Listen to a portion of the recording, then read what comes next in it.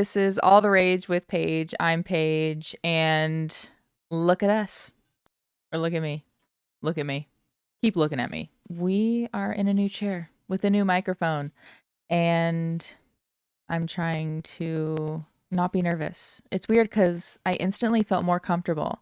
I keep talking about how changing your environment inside yourself and then also like in your just physical environment, how much that can affect us. And I like instantly felt more comfortable with this new setup that we have going on. Again, like as soon as I start recording, I'm suddenly just like flooded with insecurities, and yeah, it's a thing that is hard to get past. I don't know. I keep thinking that I'm not going to care and like the next time I'm not going to feel that way, right? Or I'm just like, working on all the things and it still is getting to me a little bit, but maybe that's just something that I'm just going to have to like accept, that it's that feeling's just not going to go away.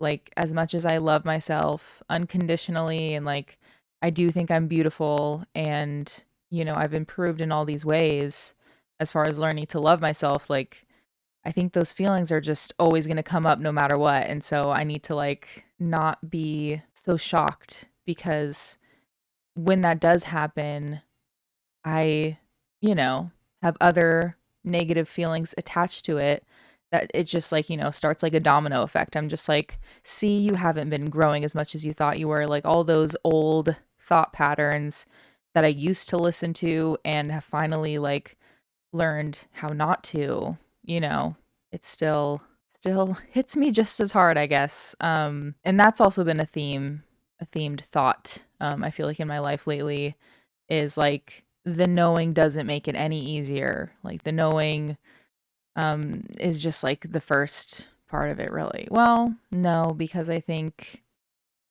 the caring and like wanting, the willingness, the openness, all of those things are definitely the first step. And I was in that place for so long, that I think I'm being impatient with myself, I guess. All right, let's talk about the polls we did this week. So I gave you guys a few love and loathes. Love and loathes. Can you say that fast? So the first one was resharing a lot of content on social media, just like in general. And 50% of you said that you liked it because it helped you see the sharer's like point of view.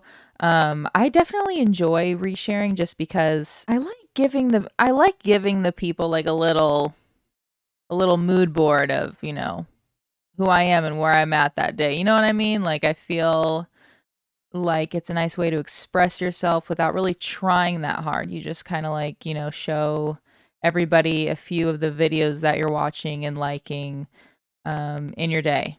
Posting music or shows, and 67% of you said that you like seeing other people's taste and their mood, and it's really the same thing as the resharing content. It's just like a little more specific. So it seems like people are more so into resharing art forms, and yeah, I would definitely say that I feel the same way. It's just kind of a cool way to just see what everybody's into currently, because I feel like our tastes like, kind of go into rotation just like anything else, like our hobbies or, all those things. So it's kind of cool to see, again, the different sides to people, because we all I think have like varying interests, and a lot of us do kind of like, change our tastes and things like that throughout life. So it's just kind of cool. Um, and it opens us up to a lot more different artists. And yeah, I think it's just nice to see a little more variety. You guys also love when people post their hobbies and just like their typical day in a life content. And I absolutely agree. 92% of you said that you love all of it, which is fantastic. I feel like I'm getting a lot of good intel with these polls, actually. I also had it open ended for you guys to give me what you guys were loving and loathing and wanting to get rid of this week. So let's go over those. For love, we have waking up early. I would say that I agree with that.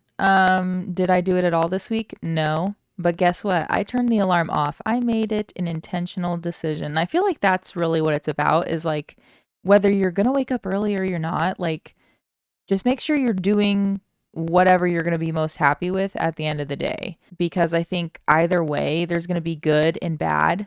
So you just got to find the one that you're going to feel the best about overall, and just keep yourself from leaning into the bad parts of it.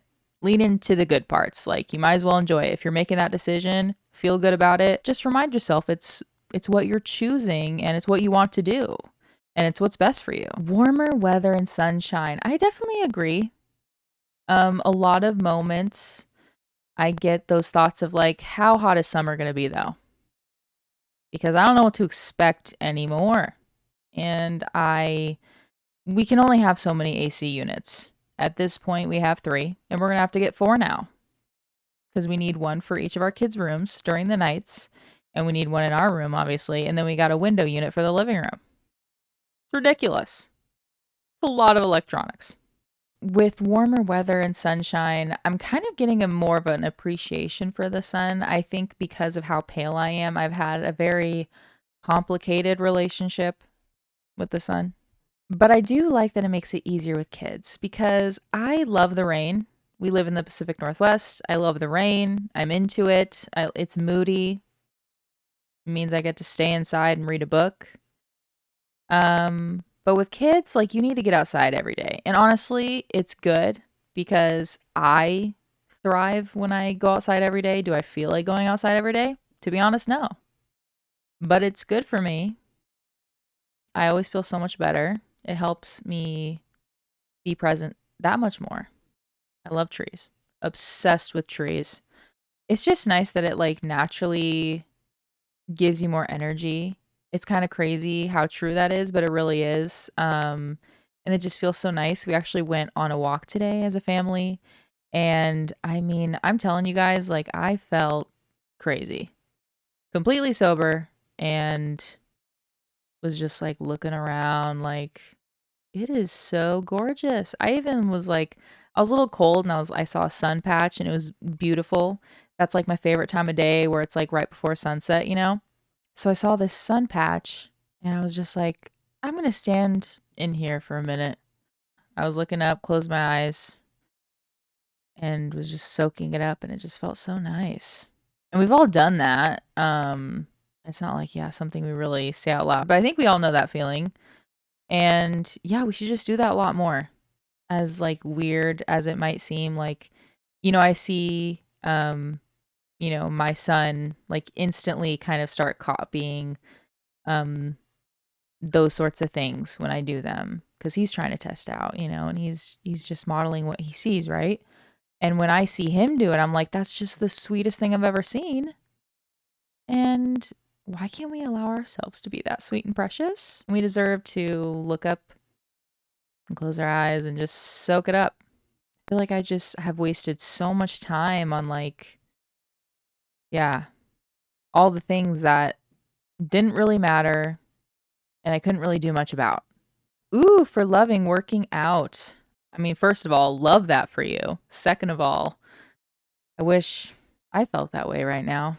Working out is something that I know I need to do. And like, I'm having a hard time getting motivated about it. I think because in the past it was like about losing weight, and I came to find out that working out never makes me lose weight. It's really only what I'm eating and my stress. So I think once I learned that, I just didn't feel as motivated about it. My plan is to do it for like 2 weeks of the month, like every day. And then the other 2 weeks, I can do it if I'm feeling it, or just do yoga. I'm PMSing and on my period. Like, I don't know. I'm just like not in the mood, but I could probably use the yoga. I've even thought about getting back into meditation. I never got like super deep into it. Really, like, you really only have to meditate for a few minutes. And it might have been The Power of Now that he gave the example of like just doing it for a few minutes, first thing when you wake up and then right before you go to sleep. Peppermint tea. Yes. Anyone who's not drinking peppermint tea, Just do it. All right, moving on to the lows. Your guys' lows of the week. We got waking up early again, and I think this was from the same person that said it for love. And yeah, it is definitely a love and hate. I was talking to a Costco employee because those are the only really other people that I talk to besides my husband, in real life. They were talking about how they always work on the weekends. And I was talking about how I used to do that. And I loved having my days off during the week because then it wasn't busy out in the world. It kind of just felt like the world was your oyster. And he did agree with that. And yeah, so I just feel like with everything, there's usually a balance somewhere. Feeling tired and impatient. I fully relate to this. Don't we all? Being human is just, it's a real drag sometimes, to be honest. It's just exhausting no matter what. Everything is so simple. Again, the answer to legit like everything is being present, right? And why is it the easiest and hardest thing to do at the same time? Like it makes no sense. When we were on that when me and my family were on that walk earlier today, and I was just like enjoying nature so much, wasn't even like thinking about taking pictures. And of course, once I did, it kind of consumed me for a few minutes and then I was able to like get back. It's like had like a montage flash of like, all these family moments where I felt that same way and hasn't really come into my life, in as outright ways as those memories. And really, the pattern is just that we were all being present with each other and we could all feel it. And it's just kind of interesting how, like, few and far between that can feel at times. Most of the time, if I'm being quite honest. And I think, especially after reading this book, I kind of feel like all of us are just like stuck on the loop of not having that feeling.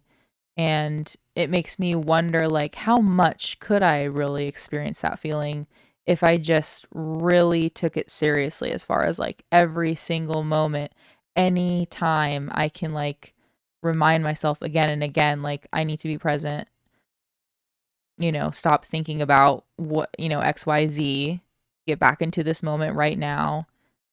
If I could have that feeling just like last all the time, could you imagine? I don't know if I could. And the weird thing is like I fully believe it with just like that little twinge of you're not going to do it. That little voice in your head that tells you that you're not worthy, all those things like that, is still showing up. I used to think of that like devil and angel on your shoulder thing as like too literal. And I'm kind of like realizing that like it might just simply be like the devil is, just in this example, like the devil on your shoulder voice is, the negative influences that affected us, when we were growing up and whatever. And then the angel voice is like your inner child. Maybe not even just your inner child, but like your true being. Another loathe is play dates. And they also added like that they were trying to change their mindset, to remember that they're doing it for the kids and it's for the better. And the thing that I love about these is how you guys like understand how there's like good and bad about both angles of the situation. I think that really ties into like what I was talking about earlier. So we seem to be on the same wavelength on this, which is so cool. And I think it's I think it's a good I'm saying reminder so many times on this. I think it is a good reminder for us as far as, when we do these loves and lows each week, is it kind of like reminds us that we can do that with like every little thing that comes up in our thoughts, whether we feel, good or bad about it, is that there's always that other side to it. So when we are having like negative thoughts coming up, um, instead of just like leaning in on that and going forward with that, being like, wait, okay, what do I loathe about this? What's the other side of it? Is there something I can do about it? And I think it's just a good practice to just check in overall, and even in like the little tiny thoughts and moments that we have throughout the day. And I feel like that's part of why meditation would be so helpful now that I think about it, because like in meditation, you're supposed to not really be thinking. You're supposed to just like be focusing on your breath and focusing on your body. And it makes you a lot more aware in general. And they do say, like, if your thoughts, they don't even say if, they say when, because just naturally as a person, it's going to happen. We're going to just like end up veering off and daydreaming and thinking about something else. And, they say when that happens to like let it go and then circle back into your body. And I think that that's the same practice that we should be doing, like with our thoughts and just in general throughout our day. A lot of us are on autopilot, we're disassociating. I think we do need to like take that time multiple times, as many times as probably you can throughout the day, to be like, wait, what am I thinking about? Why am I thinking about this? Should I be thinking about it this way? Can I stop thinking about this? What do I need to do right this moment? Um, you know, to help myself out so that we don't miss out on those really good feelings that we could have each and every day, and also not go in the wrong direction as far as our mindset or even our actions. Because I don't know about you, but if I'm in a bad headspace, I'm going to react to everything, and that's going to impact not only my day, but my kids' day, my husband's day, my friend's day. And if I just would take those moments to, remember who I am, remember what I want, remember, where I'm at, that I'm safe, that everything can wait, that it would be in my best interest to react positively and make a good decision. And it's ultimately going to make me and everybody around me feel better if I make the right decision. Like, that's obviously just going to make life so much better. So I did want to continue doing the urge to purge segment, and I actually didn't even end up thinking of my own, but you guys gave me some, so let's just talk about those. The first one is expectations. You're going to be letting go of expectations. I love that. And I actually saw this just this week, so this is perfect, but somebody wrote a comment. It was on a TikTok, and they said that expectations are just premeditated resentments. And I love that point. It's so true. It's almost common knowledge at this point, thanks to social media, that we need to speak up for, the things that we need, and not just expect other people in our lives to automatically know everything that we need at every given moment. I think we put expectations on other people because it's almost like we want to be proving ourselves right. It's like we get a hunch of like, oh, this person's going to behave this way. And without saying anything to them, like once they do, it's like they've failed a test that they didn't even know that they were on. And it's really just like a one-sided argument. When we get upset without setting up those expectations of that person, I think it only makes the other person kind of like lose trust in a way, or it builds an environment where they think that they are being like criticized all the time. I used to do this all the time. I would like start getting upset in my head because I was feeling bad for myself. And so I'd be thinking of all the reasons to feel bad for myself. I would think of all the things that other people weren't doing and come up with like why they should just know to do that thing. And the next time they wouldn't, I would get upset. I think it was a way for me to not feel like I had to change anything. I could stay upset and feel bad for myself instead of being able to have a tough conversation, possibly get rejected, possibly be called out for something I'm not doing enough. I think really it just felt more familiar to have those thought patterns. First off, it kept me off the hook from having to do the actions that would actually lead me to the solution that I wanted. I think because there is like an addiction to that feeling of feeling bad for yourself and having something to justify what we feel insecure that we're not doing enough of. It gives us the excuses of not having to work out or not putting in the amount of effort that we see ourselves doing in our fantasies. And really, we should just be allowing ourselves to not have to do as much as we see ourselves do in fantasies, because the fantasy isn't real anyways, and it's most likely not even really obtainable, at least not instantly. Like, it's going to take a lot of steps to get there. So if we're just like so focused on like that end thing instead of like the steps to get there, like we're always just going to be disappointed when really most of our life is on that journey. So that's just telling ourselves that we're going to hate ourselves until we get that thing, and that thing is always going to be temporary, because everything is. Letting go of having a clean home. Love that.